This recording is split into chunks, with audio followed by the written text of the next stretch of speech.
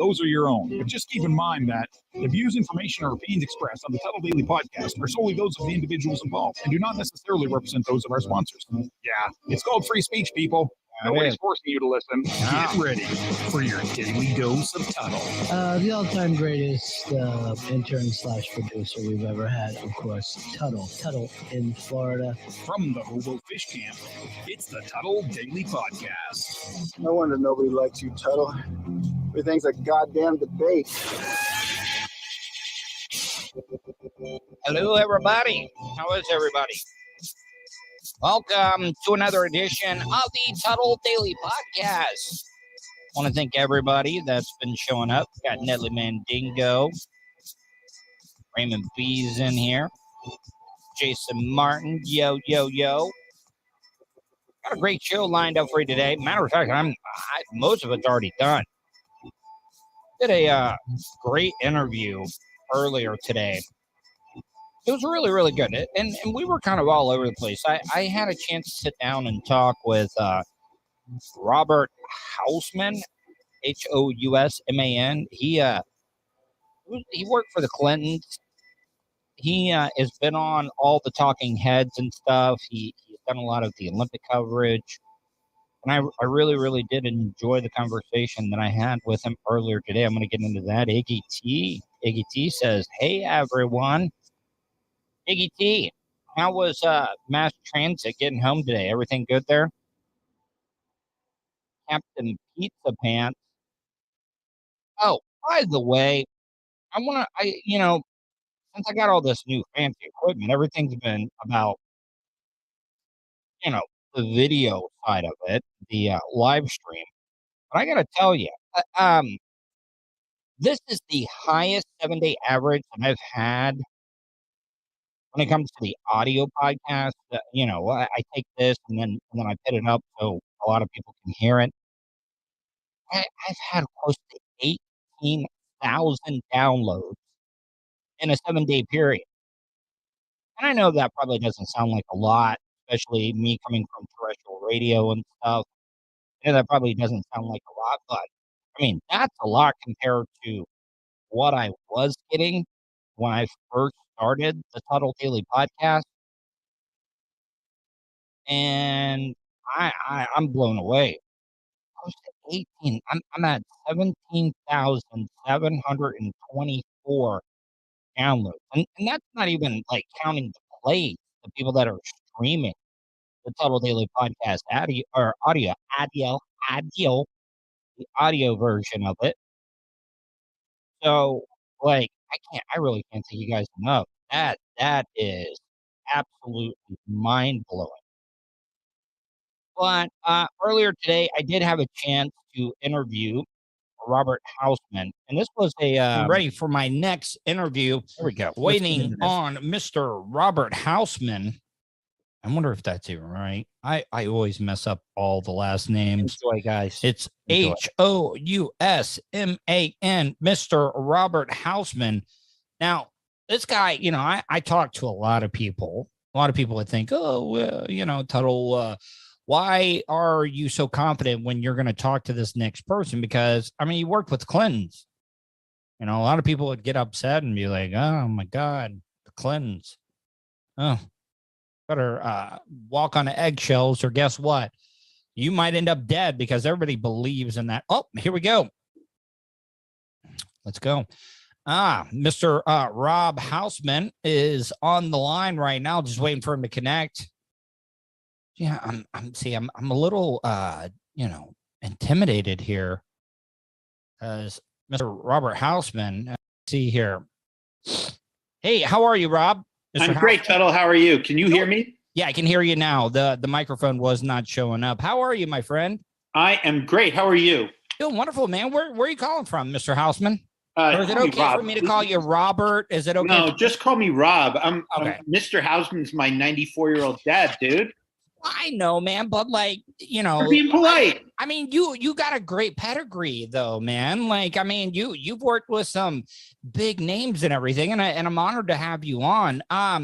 before we get into the interview, tell my audience a little bit about yourself and what you do. Like, what have you been up to for most of your life? Because I don't think I could do a justice of some of the stuff that you've done. Well, thanks for that, and I appreciate the kind words, but you know, I'm just a guy, right? So. No, but you've worked with some pretty big names, and one of my favorite presidents of all time.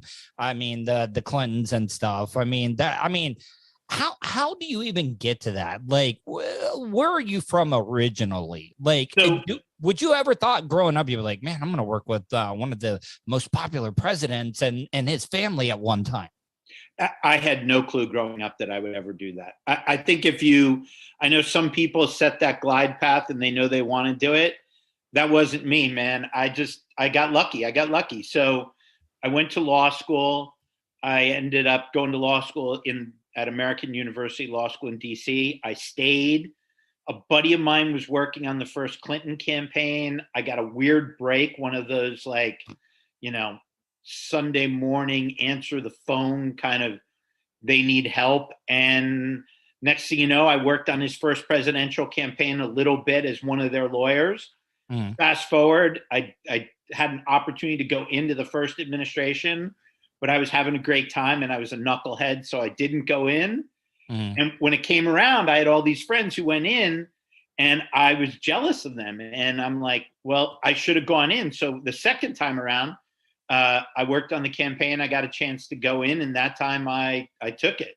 So on the re-election, the second time around, correct? Yep. Now, a lot of people, you know, they hear about that, but Rob, where can people, if they want to find out the content and stuff that you're putting out before we get into the interview, because I got so many questions, where can people follow you on social media, check out any of the stuff that you're putting out right now?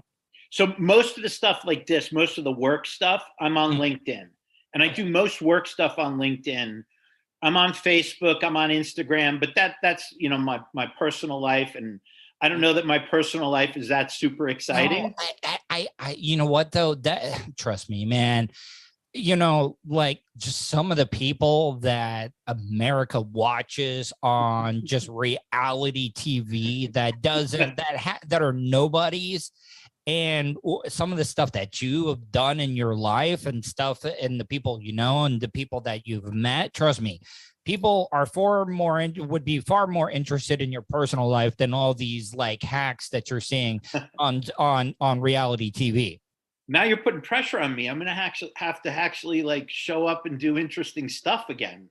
No, but Rob, though, okay, so the second time around, see, you didn't go through it the first time with the Clinton campaign and stuff, but the second time around, you had 4 years of stuff that people were using and knew about that they were going to probably try to throw back in the campaign's face when it came back for re-election. Like, what was it like in the early days of that re-election and stuff?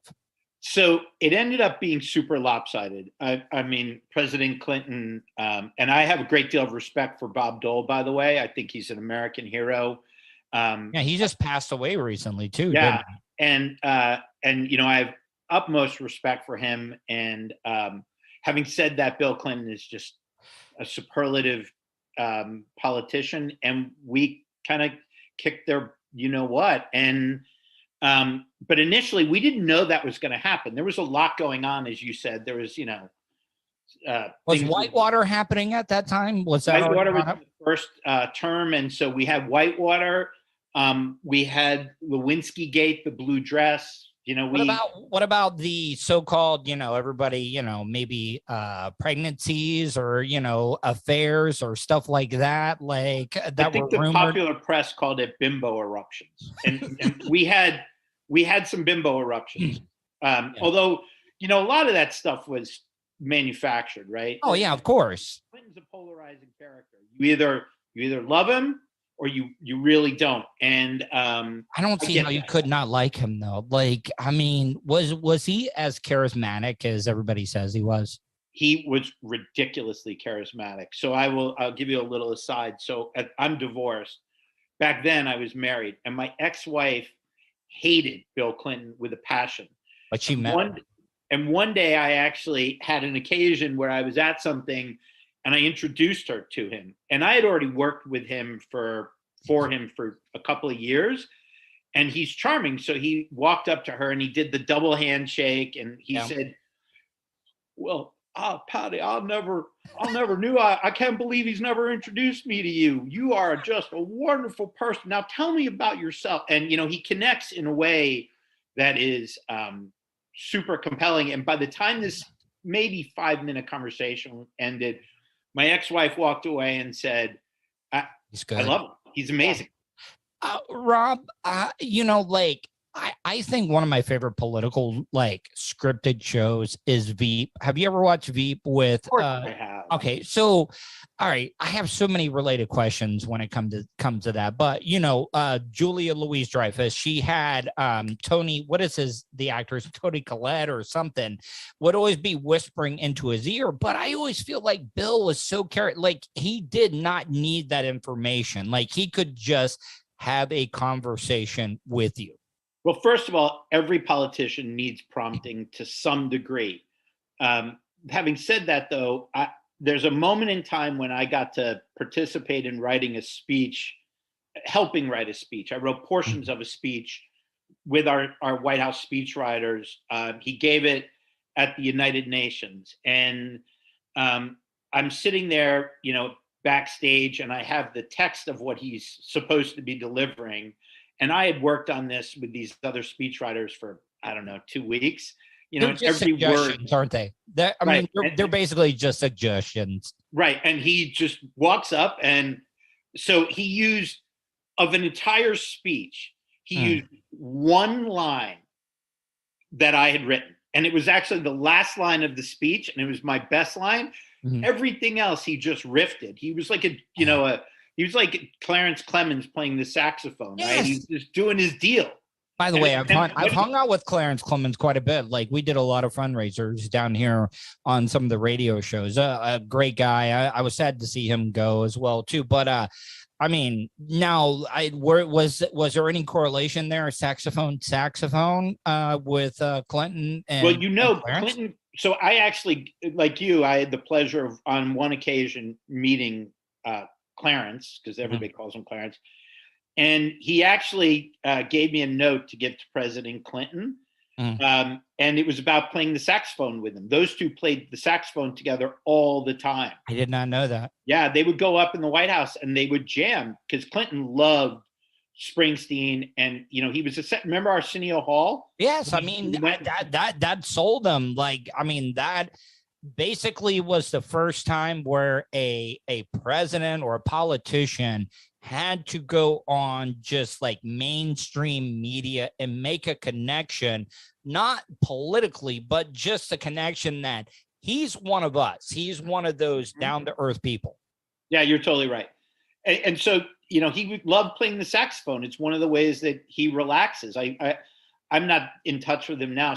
But my guess is he probably still plays and he loved Springsteen, he loved Clarence, and Clarence would come up to the White House and they would jam together.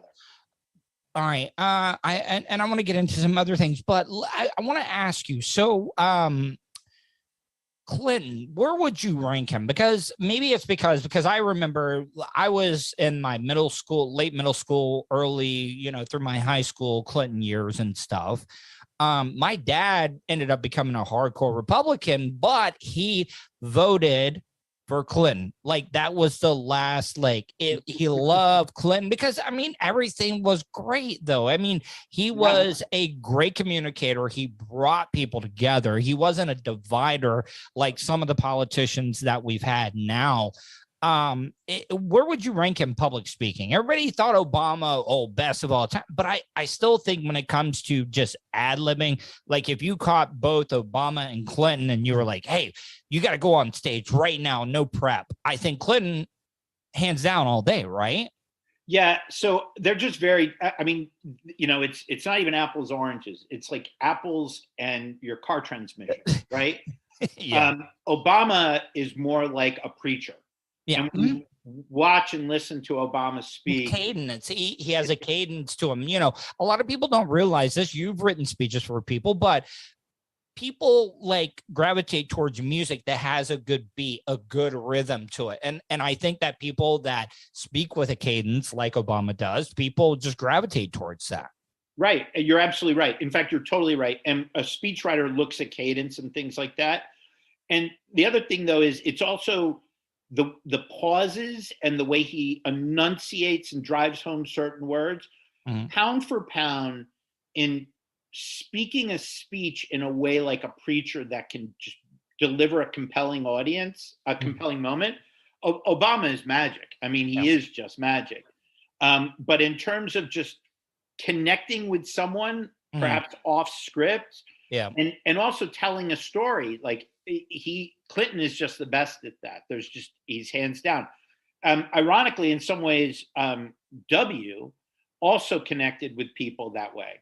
Yeah, it's funny because I mean, W was right after Clinton, and everybody thought that George W. Bush Jr. was going to go down as one of the worst presidents of all time. But it's funny how removed just one presidency from George W. Bush, how people really, looking back, liked him. Like he's a guy that if you were just hanging out in a bar and you wanted to have a beer with, like George W. was like that guy. Like he was the average everyday person.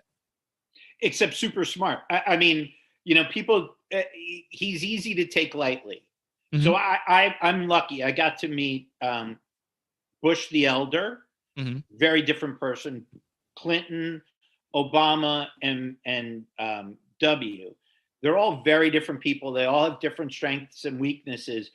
What's interesting is if you look, Bush the Elder, Clinton, and W are all actually tight. They're all actually friends, and they connect in a certain way. And you know what else though? And you bring up connections and stuff, but Michelle Obama and George W. Bush Jr., they have a special type connection with each other, and I don't think people like realize that the way that they should. Yeah, no, those two have some. I'm not suggesting anything untoward. No. They have a certain friendship that is just special, right? They have a connection.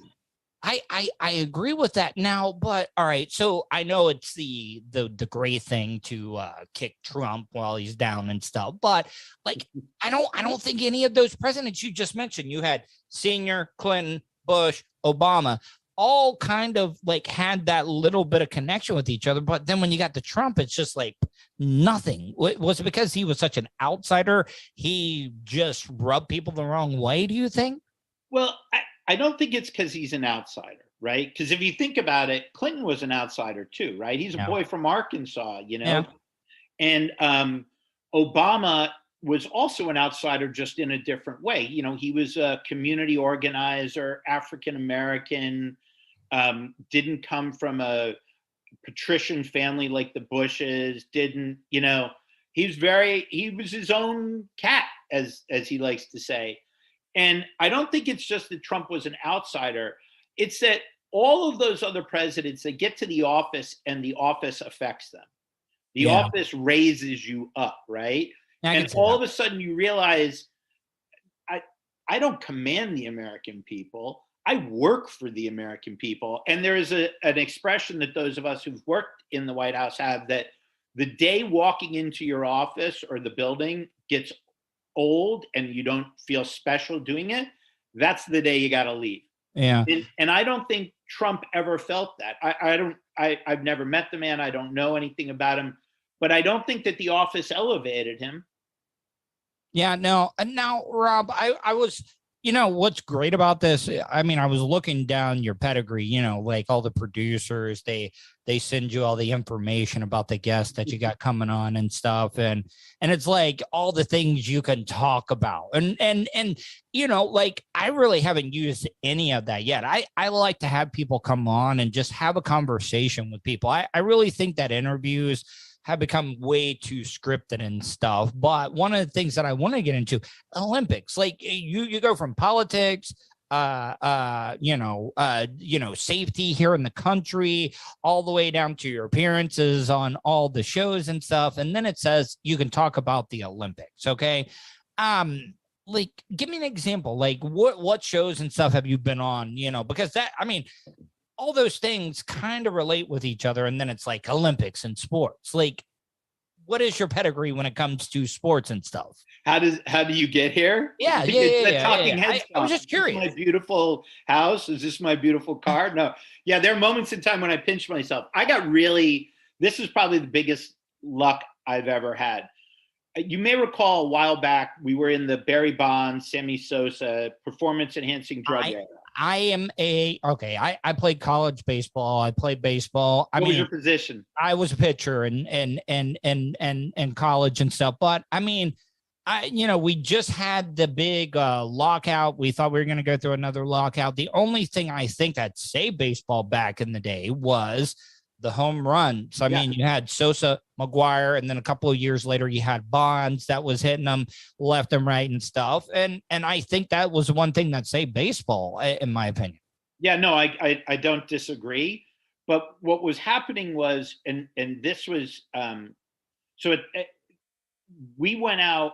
So I said to my boss at the time, who was the nation's drug czar, Barry McCaffrey, I said to him that this was a risk, right? There's a risk of these substances to people, right? And like nobody's doing anything about it. And kids are watching McGuire and they're watching Sosa. And the takeaway is, I want to be big. I want to be strong.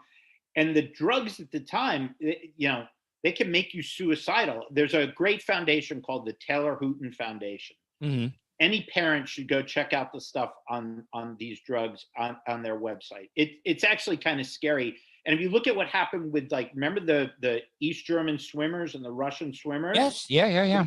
These women were having, seriously deformed babies and suicidal thoughts and pressure. But before you get into it and stuff, but I see where you're going with this about kids and the abuse of it, because, there are so many kids where their only avenue is an athletic scholarship. Okay. Right. And they see everybody else doing these drugs to get ahead, that they're almost like damned if they do, damned if they don't. Like they kind of almost have to take. No, they're not almost. They are. So actually we were out, I took my boss out to the Olympic Training Center in Colorado Springs. And we had this wrestler, an American Olympian wrestler. And he said to my boss, like, I know you're worried about marijuana. I know you're worried about cocaine and all that. That's not my drug worry. My drug worry is I wrestle against these guys and they're all doping and I can't compete. And my only choice is to cheat and risk my life. And you got to do something about this. Mm-hmm. And we walked out, and to my boss's credit, General McCaffrey, he turned to me as we're walking out. He goes, you need to fix this problem with me. Yep. So we start going at the Olympics trying to deal with performance enhancing drugs. And it's right around the time that all the bid scandals with Salt Lake and the other countries happen. And so we're working with the we're working with other countries trying to get the Olympics to behave, one better word. And while we're working with them, Canada and Australia actually wrote President Clinton a letter saying, we need your help cleaning up the Olympics, not just. Oh, so this is while you were working with the Clinton campaign as well. No, this is when I was in the White House. Okay. All right. So you were already there. Okay. I got it. So I'm working on the Olympic performance enhancing drug stuff already. Canada and Australia write and say, we need your help cleaning up the Olympics. And for historically, the United States doesn't do government sports, right? Other countries have sports ministers, sports ministries, they fund them. We don't. It wasn't until recent, like we started like paying attention to athletics that represented the country, like the World Cup and the Olympics. I mean, we started putting NBA players in there and stuff.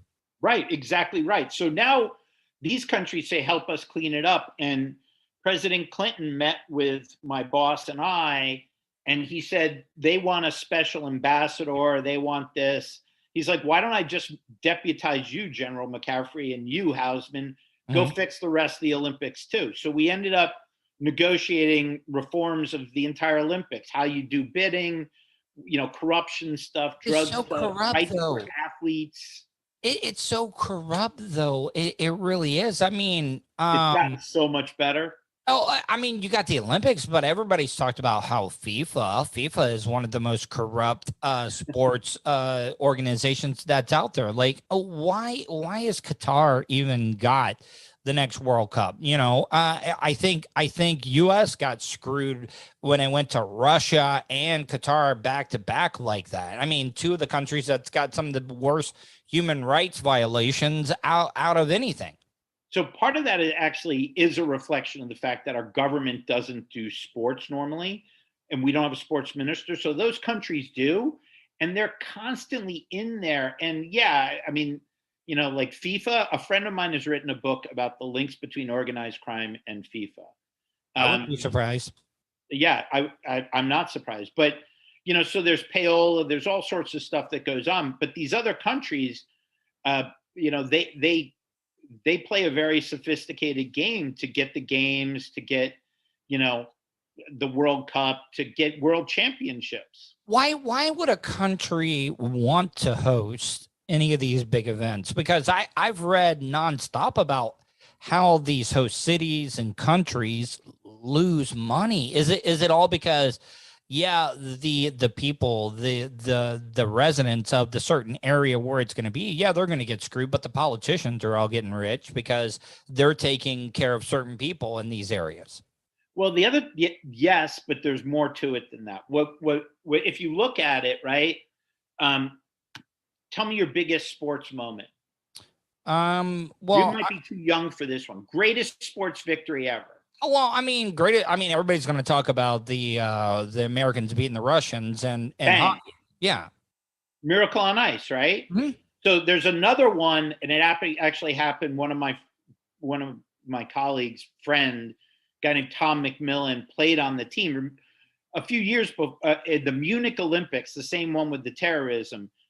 The USA basketball team got shafted, and the Russians beat the USA basketball. Oh, wasn't that on like there was like some kind of like controversy during the game or something? Yeah, they actually gave them more time to go beat them.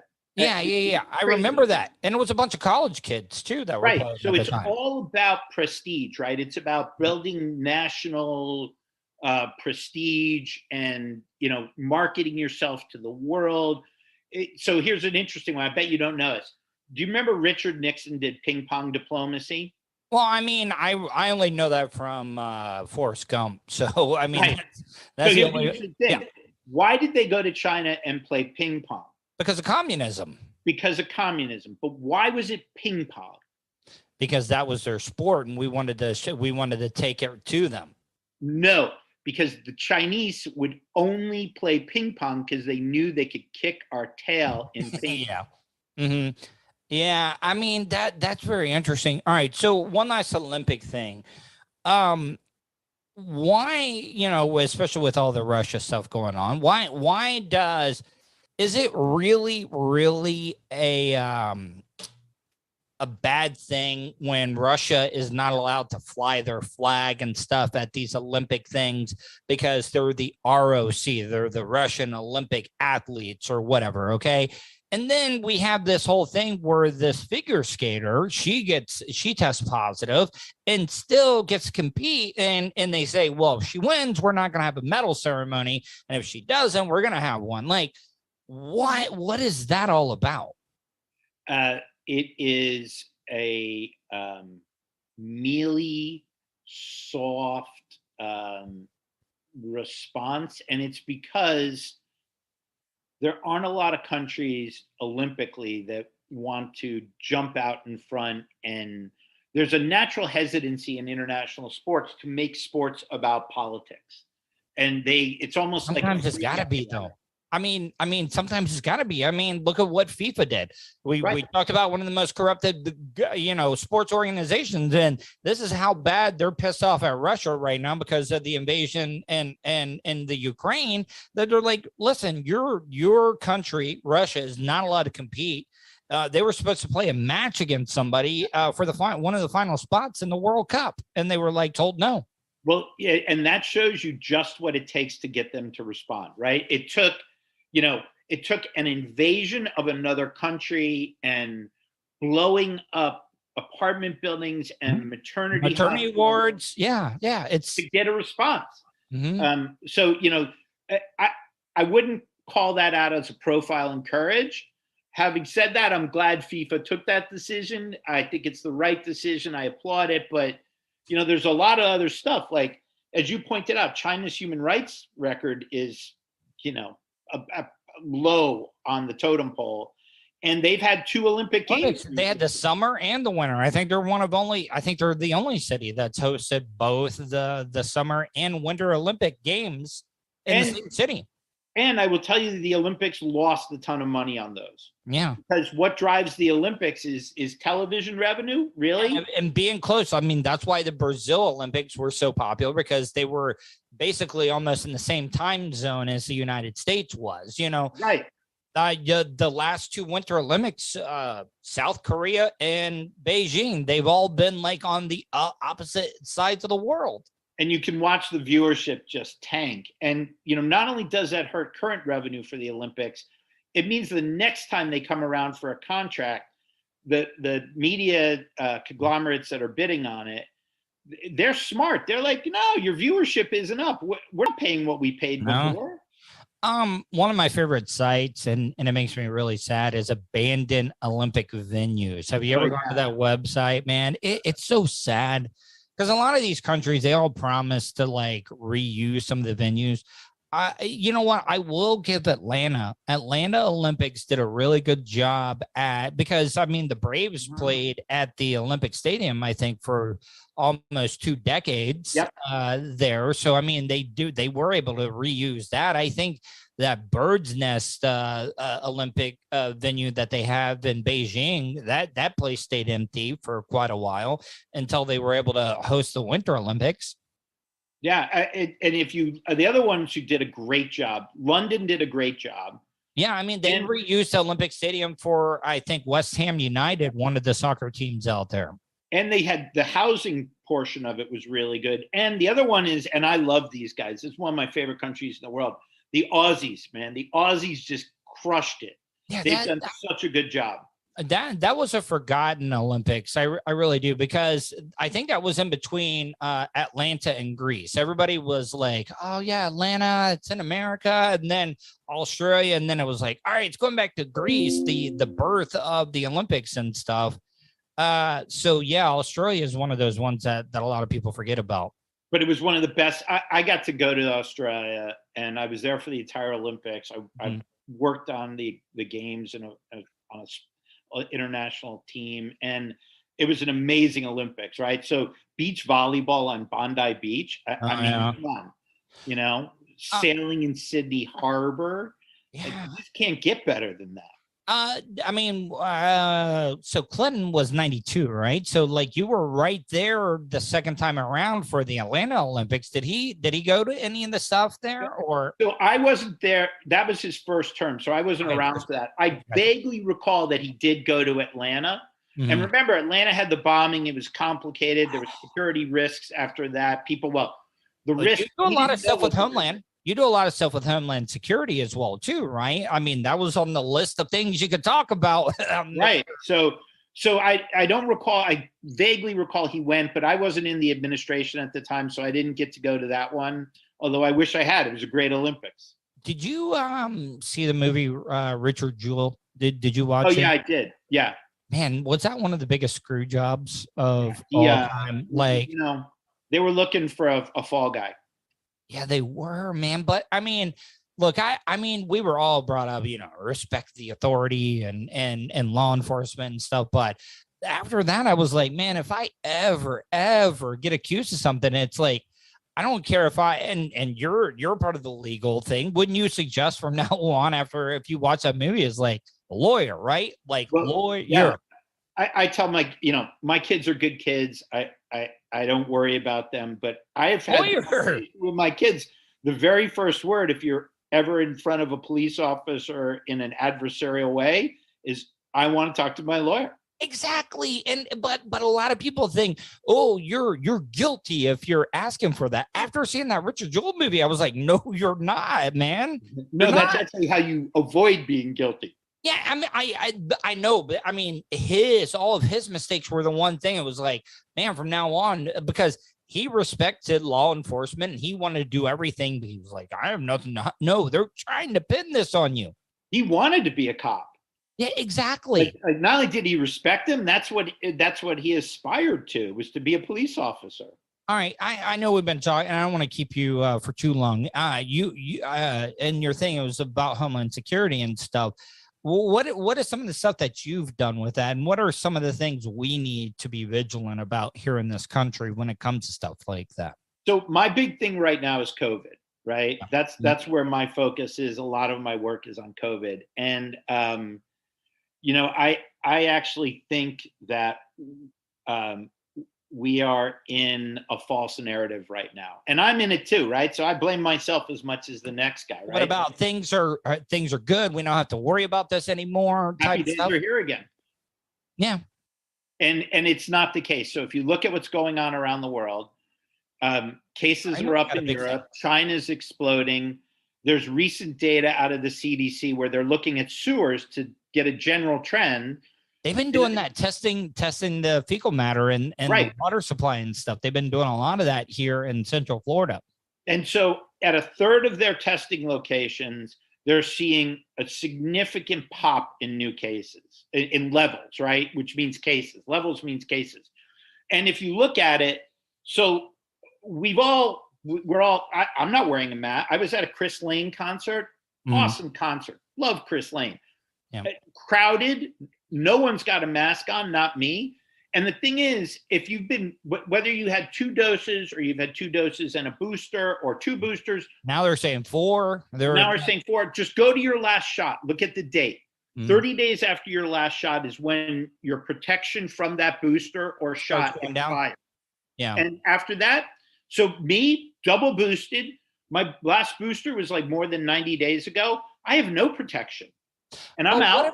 What if you've had it though? What if you've had it and you've had the 2 shots and the booster and you've had it? Like, so, I mean, at some point though, Rob, like, I mean, I agree with you. I think we could have been over this and done with this a long time ago if people were more vigilant. But that's not the world we live in, and it's the world we're never going to live in. I said, I was at a Chris Lane concert like a week ago. No mask. I'm having a great time. I'm having fun. So yeah, no, we're all we've all been through hell and back, and we're all mentally done with it. So I get it. That's not it. I think that you just got to kind of step back and say, so what we know.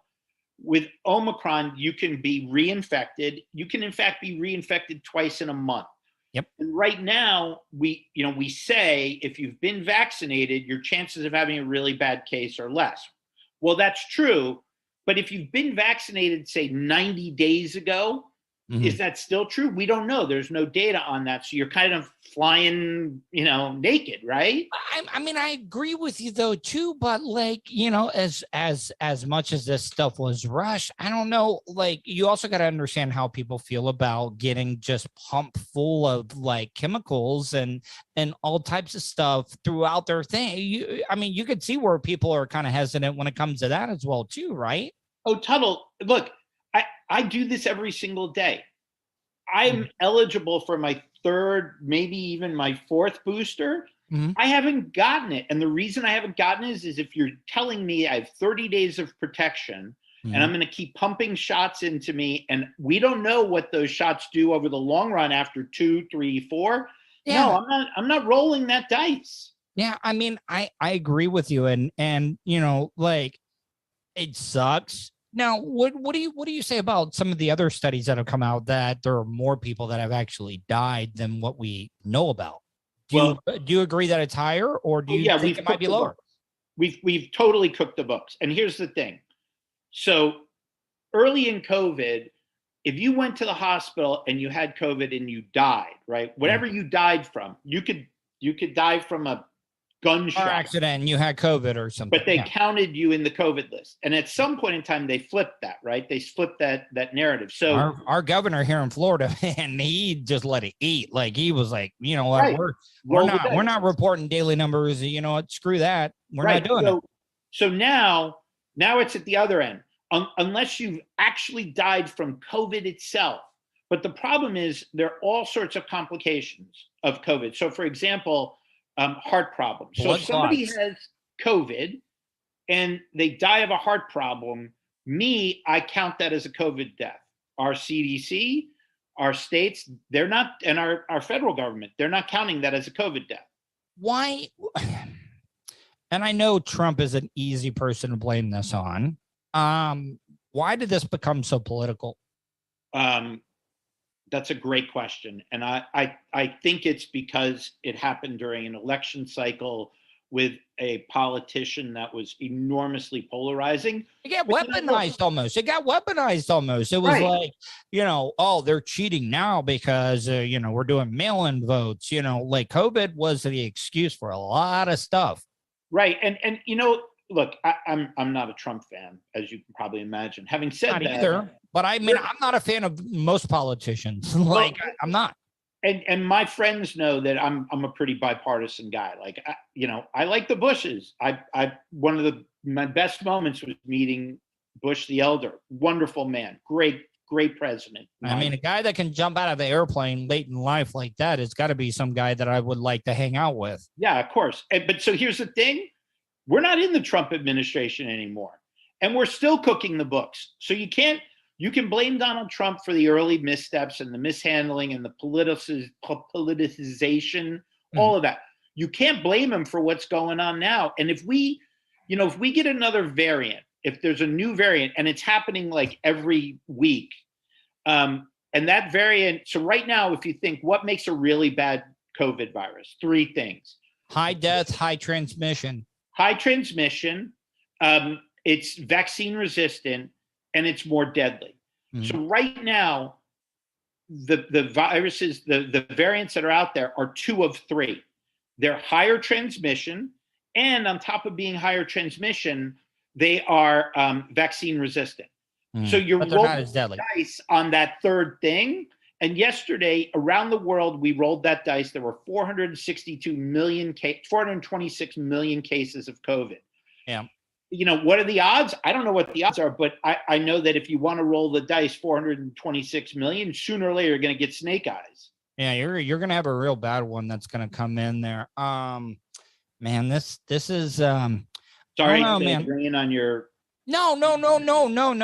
Listen, it's weird because you got to be careful that you don't go too far to one side, because you will be made to look like a crazy person now. Like, no, I'm being dead serious. This is the way that it is. It's that way even on social media and stuff. Like, you got to be careful about going too far to one side, either side, right or left, because you're going to get made out to look like a crazy person on social media, the internet, anything like that. Your family, your work. No, you're so right, because you go too far one way or the other, and the next thing you know, you might as well be wearing a tinfoil hat.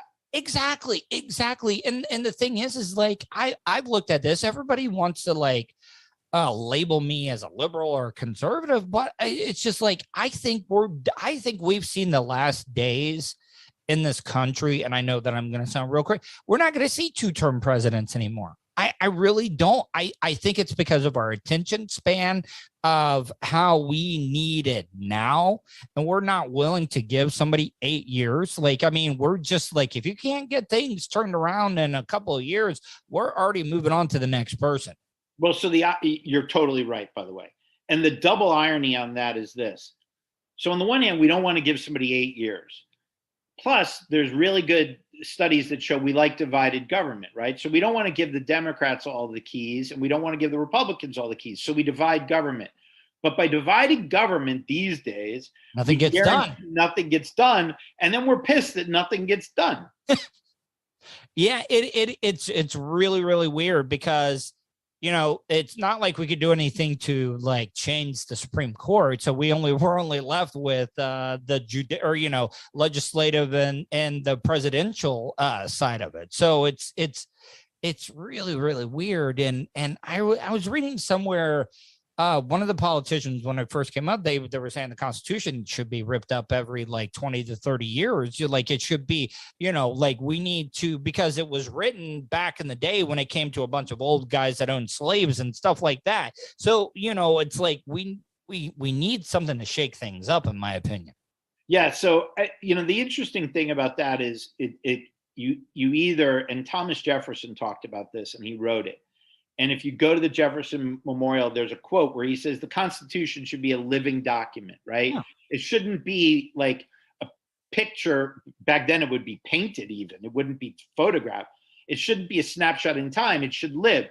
And if we had a living Constitution that evolved with the time, you wouldn't have people going, rip the thing up. Right. What's the last amendment that we've even like passed here in the United States? It's been forever, and we've only overturned one in the history of our government, which is the one where it was about if we couldn't drink or not drink. Right. And that got turned over because, well, I mean, I like wine. Wanted to get drunk.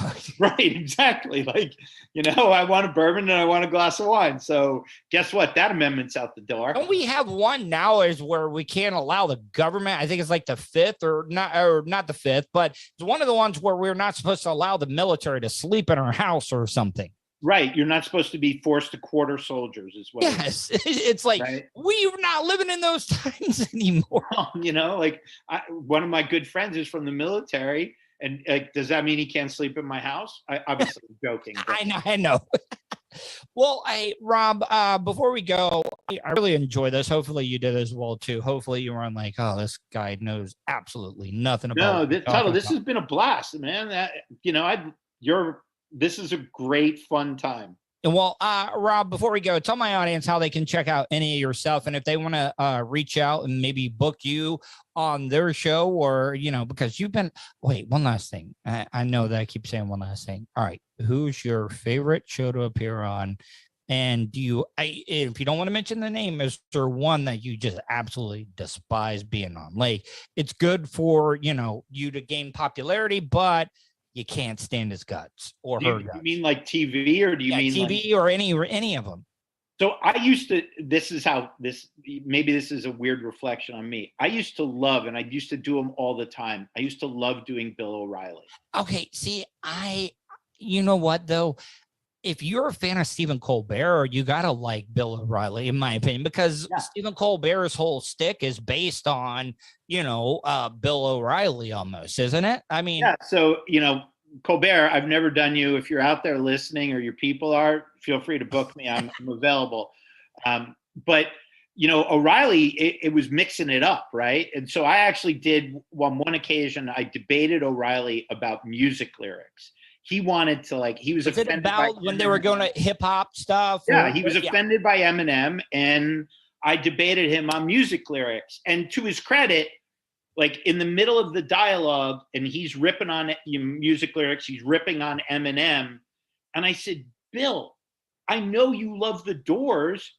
Out here on the perimeter, we is stoned immaculate. Like, you're telling me that's not about drugs? Oh, yeah. And to his credit, he's like, he always used to call me counselor. He'd go, counselor, you got me on that. And I give him credit for that.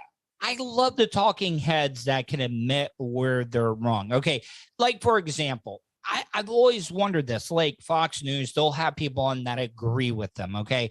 MSNBC, CNN, they do the same thing. They'll have people on and agree with them, but the radio broadcaster on my side, like when we're doing the type of radio I like to do, like if somebody calls in and they say they hate me or they disagree with what I'm saying, guess what? They go to the top of the line. They're the first person that's going to make it on the air with me. And why is it? Is it the program directors? because I know Bill probably wants to get in the trenches and debate people. Yeah. I'm sure like Hannity and any of those people, they all want to do that stuff. But I guess. Well, did you see Trevor Noah talking about Joe Rogan? No, I go love watch both of them. I love both. I love Trevor Noah and I love Rogan. So Trevor Noah actually did this whole bit about Joe Rogan, and he actually that's an interview I would love to see. You got to go watch it. He gives Rogan a ton of credit, and I love that because I love the fact that Noah and Rogan couldn't be more disparate, right? Like two ends of a different spectrum, different planets. But here he is expressing respect for the fact that, like, Rogan does try to get it right, and he says it's his opinion. And when he was wrong, he said this, and obviously Noah's doing it in a funny way. And I'm no Trevor. But Rogan's always admitted when he's wrong and done that type of stuff. He has. Right. So, but I give them both credit, right? I give Rogan credit for the way he handled stuff recently, and I give Trevor Noah credit for, with his audience, how unpopular is that with his audience? But he's like, no, I'm going to call it the way I see it. I'm going to call it honestly. This is the deal. Do you think Tucker Carlson's gone off the deep end now? I think Carlson may be having a moment in time when he needs to take. I like him on MSNBC though. I see that's the thing about it. I love Tucker. And the last radio show I worked on, Bubba the Love Sponge. Mm-hmm. You remember Tucker got in all that trouble because of things that he said on Bubba's show and stuff. But Tucker was always one of those guys, like he could just get on and just bust balls and could have his balls busted and stuff. But now it's just like, wow, he is just sucking off the corporate tea of Fox News right now. Yeah, I mean, I think you nailed it, because when he had when he was earlier in his career and was kind of more on his own, for want of a better way of putting it, I like Tucker Carlson. He doesn't need this job. He doesn't even need that job. The guy's rich. He doesn't need I mean, isn't he like married into like a real rich family as well too? He doesn't need this job. I just don't get it. But I think it's his following, right? It's not just the job. It's the fact that when you become that big and you have this big following and you get used to the, Tucker's amazing and all that. And I get it. It's natural human reaction. So he's got a huge following. His following veers right.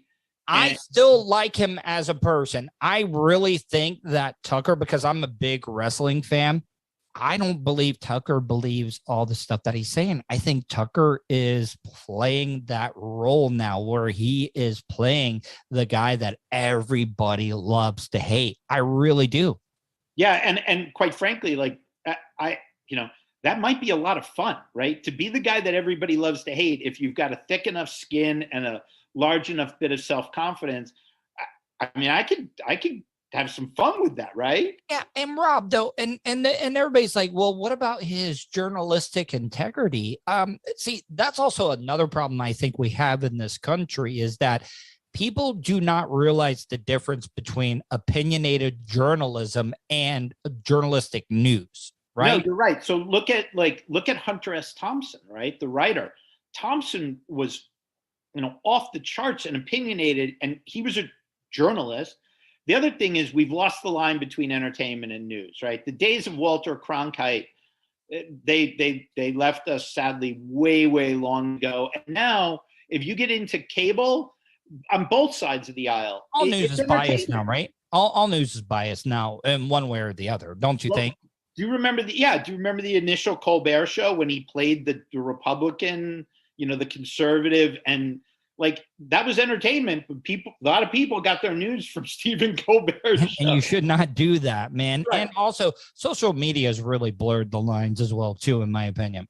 Oh yeah, because all of this is, in the old days of journalism, it was about informing the public, and now it's about ratings and following. And if you're chasing how many Twitter followers you have, how many people watch you on Instagram, you're going to do stuff that forces an emotional response, because that's what you want. You want somebody to be pissed off at you or want to see you, and that's how they make their money. But that's not information. Yeah. All right, Rob, man. I'm sorry to keep you on and talk your ear off for so long, man, but I really, really do appreciate this. And I definitely want to have you on once again. All right. You tell me when. I'm here for it.